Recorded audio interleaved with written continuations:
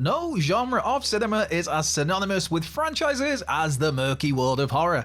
But as is ever the case when sequels, prequels, requels and the like are served up, there's always a chance of tarnishing what had originally made a property so special. Only a select few franchises have constantly delivered high quality films, basically Evil Dead, and certain franchises simply did not know when to quit, even when they delivered what would be a perfectly fitting ending. So with that in mind, I'm Andrew from What Culture Horror, and here are 10 horror movie franchises that overstayed their welcome. Number 10, Hellraiser.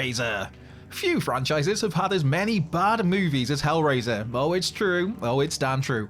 Of the 11 films so far, only a few are actually any good. Hellraiser could have realistically tapped out after its first 4 movies, which would have tied things up with 1996's Hellraiser Bloodline. Audiences would have had the tale of Kirsty Cotton. Kirsty's stepmother Julia would have had her villainous time in the sun. We'd have got the backstory of how the horrors of World War I set Elliot Spencer on his pinhead path, and we'd have got to see the origin of the Lament configuration, and that would be that. To end the franchise there would have also lined up with the last Hellraiser movie to be released theatrically. Sadly, of the 7 films that have followed, only the 2022 reboot was any good, and the rest either made Pinhead a generic slasher villain or they merely existed just for Dimension Films and Miramax to retain the rights to the property. Number 9, The Texas Chainsaw Massacre. The Texas Chainsaw Massacre franchise could have wrapped up after 1986's The Texas Chainsaw Massacre 2. Then again, was there ever really a need to carve up a sequel to the iconic original in the first place? That is a question. Regardless, once TCM2 arrived, you can understand why a third movie was given the green light to try and maximise the slasher boom of the 80s. Unfortunately, the Texas Chainsaw Massacre 3 arrived at the tail end of that boom. Still, when the original film's co-writer Kim Henkel was open to return and to write and direct a 4th Chainsaw offering, you can see why that one moved forward. Sadly, the Texas Chainsaw Massacre The Next Generation was a dud, and its attempts at parody came off all wrong. That should have been enough to lay the chainsaw down and put Leatherface to rest for good, and while the film did kill that particular timeline, the franchise would be rebooted by Marcus Nispel in 2003. To be fair, that reboot was actually pretty darn good, but everything that's followed it, the Texas Chainsaw Massacre The Beginning, Texas Chainsaw 3D, Leatherface, and last year's Texas Chainsaw Massacre have all been utter trash. Number 8, The Conjuring. James Wan's The Conjuring is one of modern horror's very best movies, a tense, terrifying, stylish offering brimming with magnificent performances and a compelling story. It's great, we know that. While that film spawned a wider universe of 8 movies though, 2 unofficial tie-ins and 1 final Conjuring picture that's in development, it's unfortunately been way more misses than hits for this series. In hindsight, this franchise should have called it a day after The Conjuring 2 back in 2016. Not quite reaching the heights of its predecessor, that sequel was at least a solid effort with some great scares. Of course, sandwiched between those 2 Conjuring films was the Annabelle spin-off. That Annabelle film was hugely disappointing, and it's since been followed by the horrendous Annabelle creation and the so-so at best Annabelle Comes Home. Elsewhere, a 3rd main Conjuring movie, The Devil Made Me Do It, was another solid but far from spectacular film, and we've had a couple of further spin-offs in the 2 frustratingly dull Nun films. Number 7, A Nightmare on Elm Street. A Nightmare on Elm Street 3 Dream Warriors would have been a great send-off for the Elm Street franchise. Elm Street 3 was the perfect sweet spot, with Freddy Krueger still a genuinely terrifying presence, whilst also having just about the right amount of sinister quips to Freddy's hand. Of course, later films would see Freddy become full-on slapstick, winking at the audience as he's carved his way through various victims in ways that, yes, were imaginative, but that lacked the tension and dread of those early Elm Street pictures. Elm Street 3 brought back original protagonist Nancy Thompson, now serving as a psychiatrist at Western Hills Hospital and becoming a mentor to the next batch of Elm Street kids targeted by Krueger. We also had the first appearance of Kristen Parker, a character who's able to bring others into her dream battles with Freddy. By the time Dream Warriors ends, Nancy had banished Krueger for good, albeit at the cost of her own life, which wasn't ideal, and Kristen and her pals Kincaid and Joey are left to fight another day. It's a great ending for both the Nancy and Freddy characters. It did great justice to Kristen, and this would have ended the series while it was still at its chilling peak. And Dream Warriors, man, that song, brilliant. Number 6, Saw. Yes, Saw X was refreshingly good, really good. But prior to that, the franchise hadn't served up a good movie since Saw 4 or maybe Saw 6. The ideal end to the series clearly was Saw 3. There, John Kramer and Amanda Young, master and apprentice, were both killed off, and from a narrative sense, this was the franchise at its peak. While Saw 4 was solid, it began a trend of going way over the top with the gore, a practice that the strength of story meant Saw 4 could get away with, but that subsequent movies became too lazily reliant on. Saw 4 also began the lazy habit of revealing more Jigsaw apprentices, solely as a way to keep the franchise alive.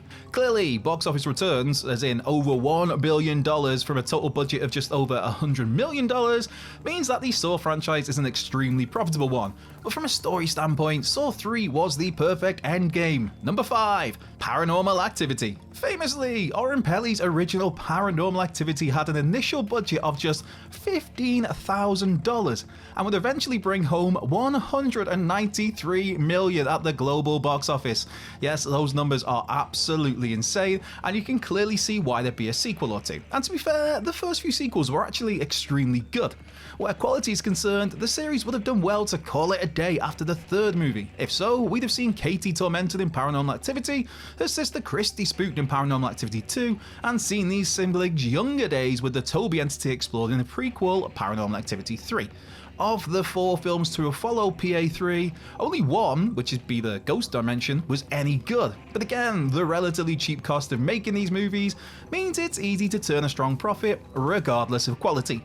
As such, the series has taken an insane total box office haul of $890 million from a cumulative budget of just $28 million.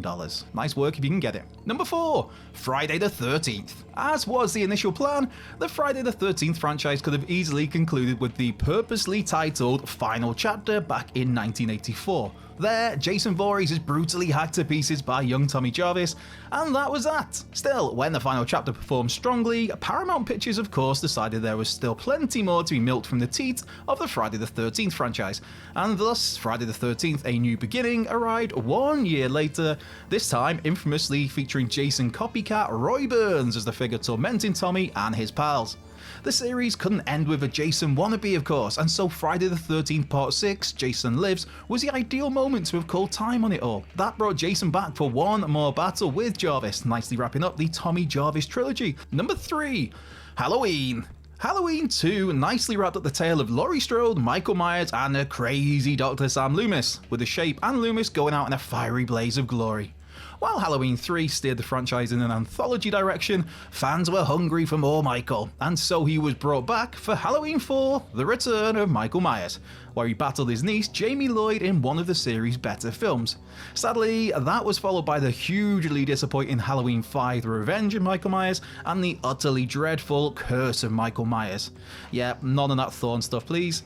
Still, Dimension Films and Miramax went hard with Halloween H20 in 1998, bringing back Jamie Lee Curtis's Laurie Strode and ignoring anything but the first 2 movies.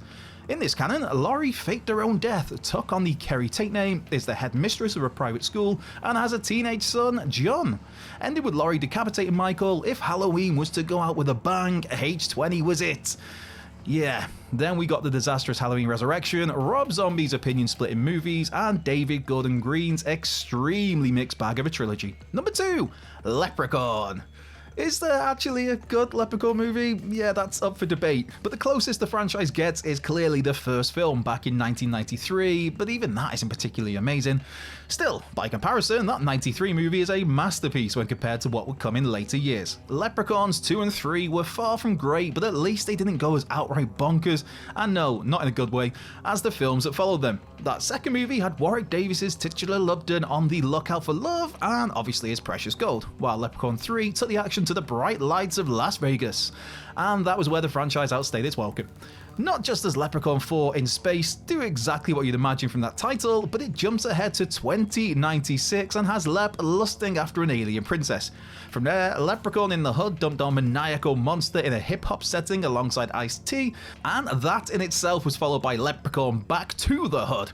2014's Leprechaun Origins and 2018's Leprechaun Returns tried to breathe new life into the franchise, and there is another reboot currently in early development, but this is a series that never ever should have made it past its third film, and that is being extremely generous. Number 1, The Amityville Horror. 1979's The Amityville Horror focuses on the Lutz family as they move into 112 Ocean Avenue in the titular town, with that house the scene of a massacre just 1 year prior. Said massacre involved the DeFeo family, where eldest son Ron Jr. killed his parents and siblings with a rifle. For the Lutzes, things take a turn for the eerie when patriarch Judge becomes aggressive and distant, things go bang in the night, and blood eventually starts to pour from the walls. Always a bad sign. The film is solid if not spectacular, and ends with Judge and his family abandoning the house in order to be free of its sinister grip. When Amityville 2 The Possession rolled around in 1982, that was a prequel which told a fictionalized account of the DeFeo murders, with the family name changed to the Montellis. A hugely underrated film, The Possession is actually probably better than its predecessor, with Burt Young and Jack Magna on particularly fine form. Then came a whole slew of needless, stupid, or just outright bizarre follow-ups carrying the Amityville name. If the Amityville movies ended with The Possession, we'd have been saved an awful 3D outing. There wouldn't have been films based around possessed lamps and mirrors, and we also wouldn't have got a film that features a possessed sex toy. Again, yes, really. Due to Amityville being a real place, and the DeFeo and Lutz families being real people, there's no copyright restrictions per se, and so we somehow find ourselves now with over 40 movies that bear the Amityville name. So that's our 10 horror movie franchises that overstayed their welcome. Be sure to like, subscribe, comment, share, turn those notification bells on, and come and give us a follow on X at What Culture Horror. While you're there, you can find myself at Cultured Left Peg, but most importantly, just be sure to have the best possible day. Whether you're doing something or whether you're doing absolutely nothing, I hope it goes extremely well for you. And if things aren't going so well, I really do hope they turn around as soon as possible. I've been Andrew Pollard from What Culture Horror, and I'll catch you down the road.